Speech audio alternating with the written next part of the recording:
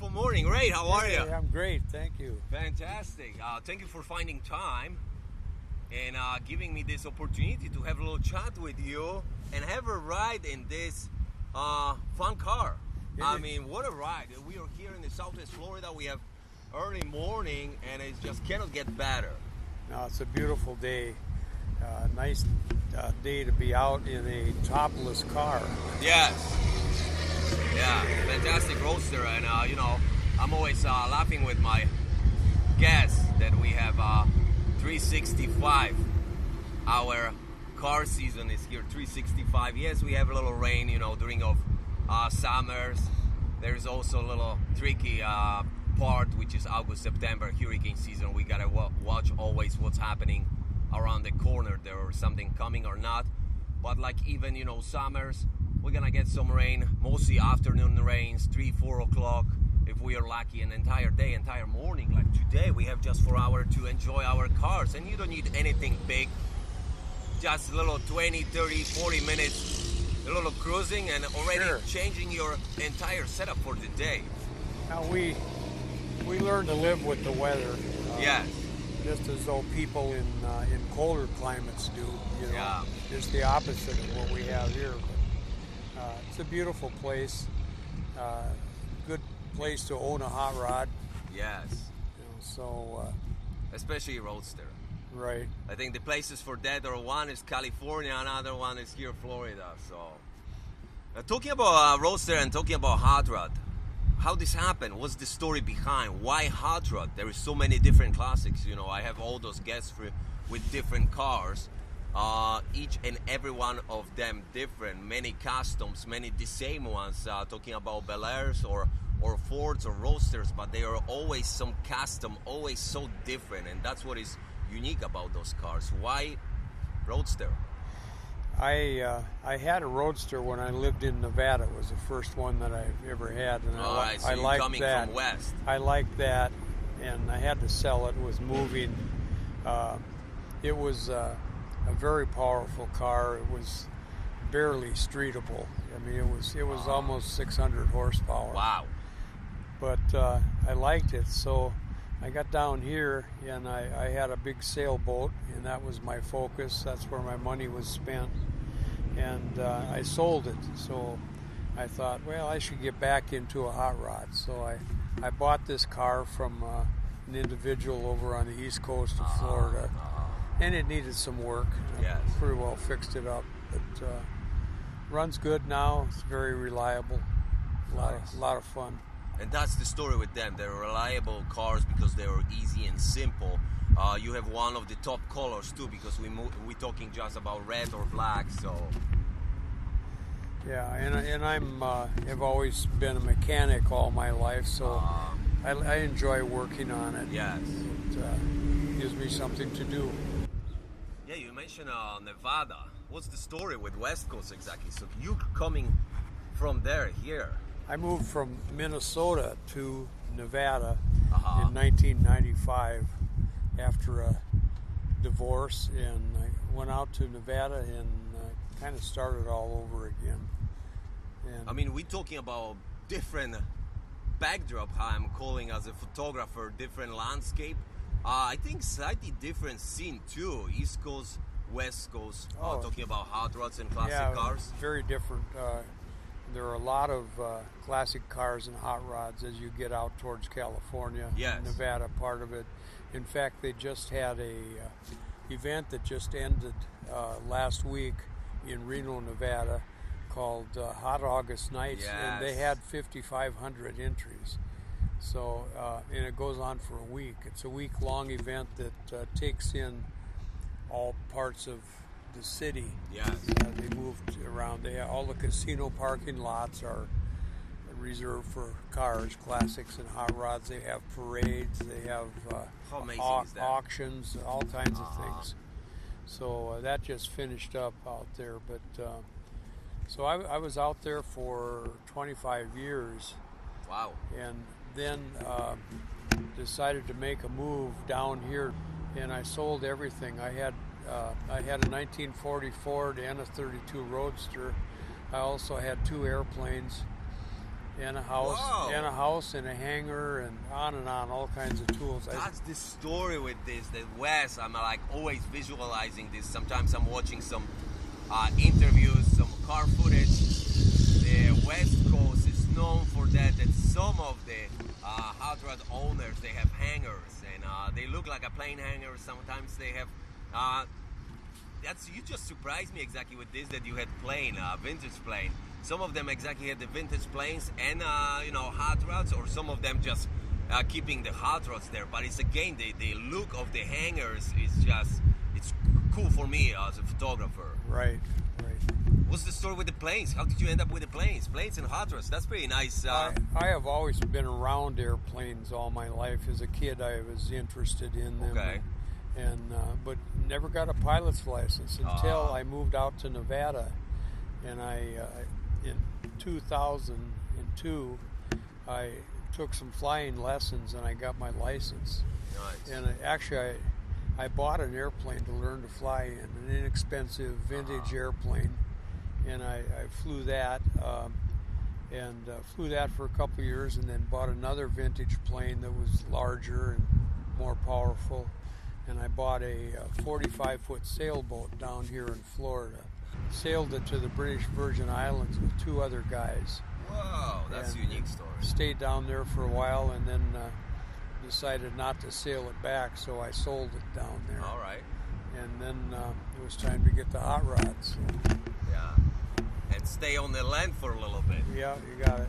Hot rods and vintage planes, it cannot get better. So, but that's again your knowledge and expertise as a mechanic, just walking you through your path, because work on the cars, work on the engines, that's one thing, but working on the vintage planes, you just extending, and that's pretty unique knowledge too. Not many of us. Everything has to be done according to the rules also. Yes. So you have to have inspectors sign off your work.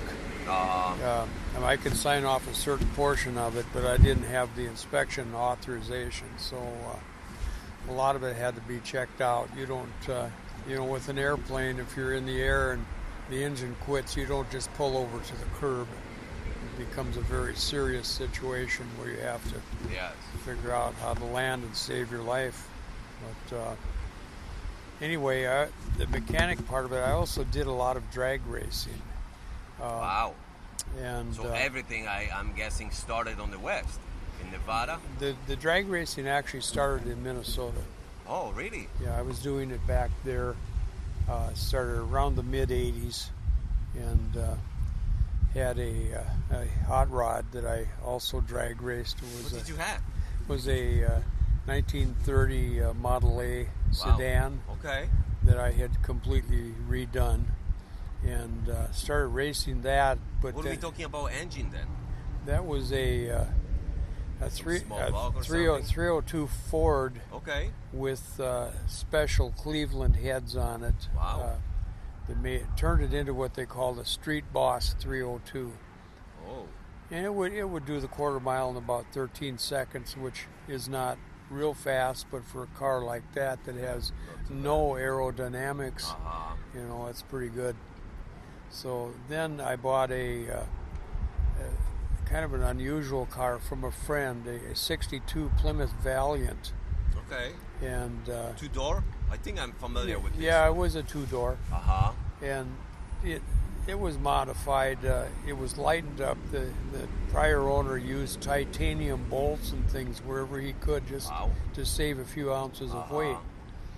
And I put an average engine in it. It would run 11 seconds, thereabouts, and then decided to put something a little more powerful in it. And I got it so it would run in the 9-second category at about 140. And then I moved out west. I brought it with me and got involved with a club called the Juggers Racing Team. And it was all nostalgia racing, so the car kind of fit right in. And I got a little bit bored with it, so then I converted over to ran alcohol. Wow. And it would run 940 in a quarter mile. And had a lot of fun with that. and then decided to go faster yet. So I bought an X fuel altered. It was the DiMatteo brothers fuel altered. I bought it from the second owner, and no longer had a Hemi engine. It had a 327 Chevy Hillborn injected, and I finally got that thing running on alcohol, 10% nitromethane. It would run 840 at 168 in the quarter. Wow. And that was fast enough for me. I was getting older. Raced that for about 7 years, and I finally sold it. That's quite a time, 7 years. Wow. Yeah, that was a fun car. Where are you mostly raised then? West? Well, I lived in Carson City, Nevada, so I would... Yeah, close to everywhere. I would frequently go to Bakersfield. Okay, Down nice. at Famoso Drag Strip, which had a lot of history. Uh-huh. And go down to a couple of events there. I raced in Las Vegas. I raced in Boise, Idaho, and I think I raced in Phoenix one time, went down that Nice. way. So it was all out west. Yeah, the west part is this area there exactly always was calling my name since the day one I came here to United States, and I will tell you California. I mean, 2 years ago I finally did a little cross-country road trip, Route 66, Pacific Highway 1. I mean, spectacular experience, iconic road trip. For me as a photographer, just amazing, you know, talking about United States and the landscape which is offering different cultures and everything else, talking about car cultures. We have quite a drive here from the Florida to get there. I mean, being for you there in Reno, Nevada, you're kind of in the middle. Yes, there's a few hours here and there, but doing drag racing in California, you mentioning the Bakersfield. I'm hoping to spend maybe a little bit more time next year in California, experience the Pomona, experience LA Roadsters show. Yeah, there's so much, and it's again slightly maybe different culture of the classic cars and hot rods. Some of them different look. I'm following also a few car clubs there. Interesting guys, but you're bringing totally something new here to my showcase of my guests with the classic cars and hot rods. I mean, mentioning already that you also familiar with the vintage airplanes. You fly vintage airplanes and then hot rodder and racing for so many years. That's spectacular. That's some you created some amazing story there behind. I feel fortunate to have been able to experience those things. Yes.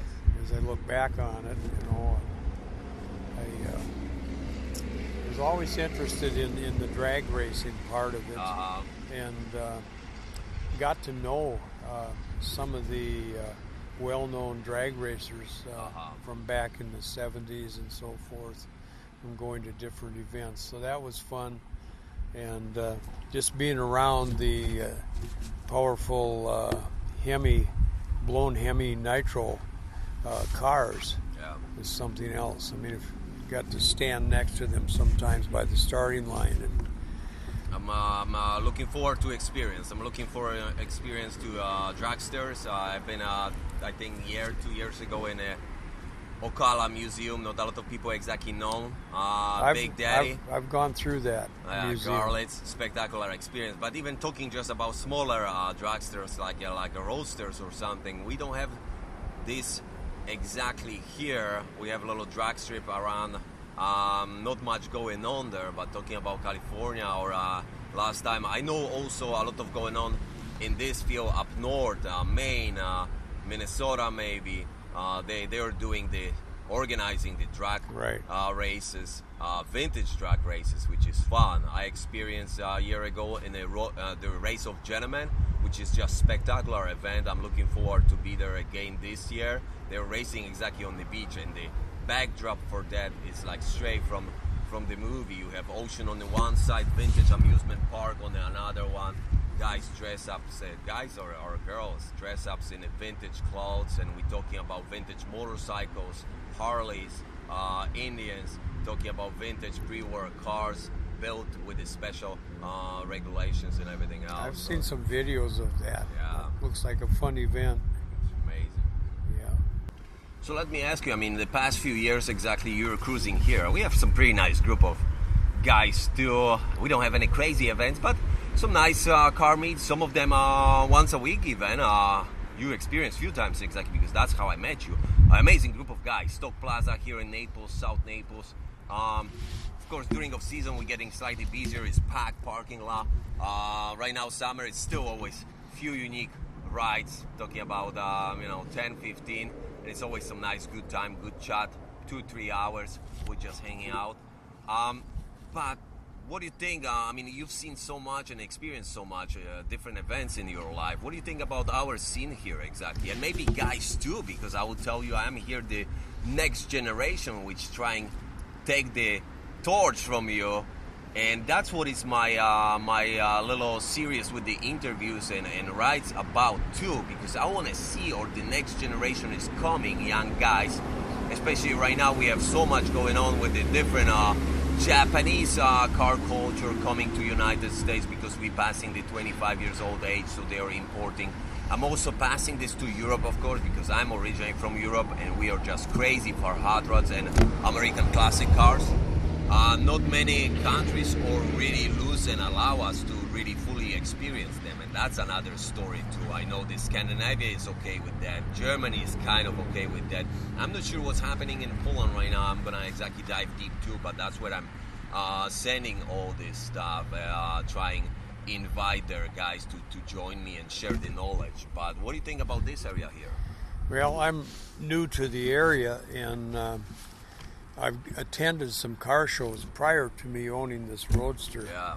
And the one thing I've noticed is there are more exotic cars, Ferraris and Maseratis and things. That's Florida. Down here, as opposed to classic cars and hot rods. And I've only belonged to the Cool Cruisers a couple of months. Okay. And so I attend the weekly events at Stock Plaza. Yes. But I'm looking forward to when we get into tourist season. I know there'll be a lot more car shows, and then I anticipate going, or look forward to going to as many of those as I can. So I think the weather in the winter time here is very conducive to the car shows. Yeah, I want to say thank you for joining me. Thanks for your time. Thanks for sharing your story. Pretty unique story, exactly. You're bringing so much different knowledge and interesting information exactly here. I'm looking forward definitely for the ride in your fun car, Roadster, especially with this nice weather this morning. It's a good morning to be in a Roadster cruising